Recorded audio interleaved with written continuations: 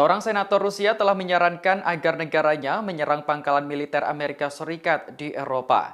Usulan ini merupakan tanggapan atas keputusan Amerika yang mengirim sistem roket ke Ukraina. Senator Franz Klintsevich mengatakan bahwa Rusia harus menghancurkan pangkalan Amerika menggunakan senjata jarak jauh presisi tinggi. Usulan itu disampaikan Klintsevich kepada TV pemerintah Rusia saat invasi di Ukraina memasuki hari ke-100. Atau lebih tepatnya setelah Amerika mengumumkan akan mengirim sistem roket artileri mobilitas tinggi M142 atau HIMARS ke Ukraina. Dikutip dari Newsweek, Klintsevich adalah bagian dari panel yang membahas keputusan pemerintahan Biden untuk mengirim HIMARS ke Ukraina.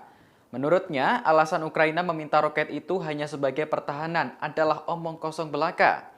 Ia berpendapat bahwa tidak mungkin berbicara dengan Amerika dan Ukraina dalam kondisi seperti ini. Lebih lanjut, senator itu mengatakan bahwa Rusia berbicara kepada Barat dari posisi toleransi. Namun sayangnya, sikap toleransi tersebut malah dinilai sebagai kelemahan oleh Barat. Klintsevich menyebut saat ini adalah waktu yang tepat untuk memperingatkan Barat bahwa Rusia tidak main-main. Rusia bisa saja mempertimbangkan persenjataan jarak jauh presisi tinggi untuk menghancurkan pangkalan Amerika di Eropa.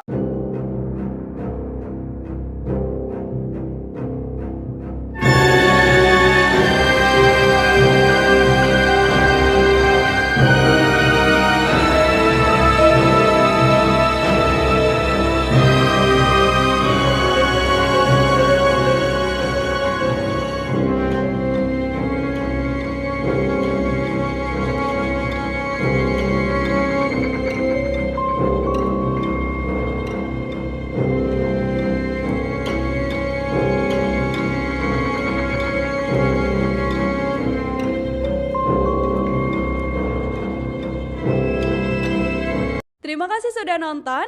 Jangan lupa like, subscribe, dan share ya.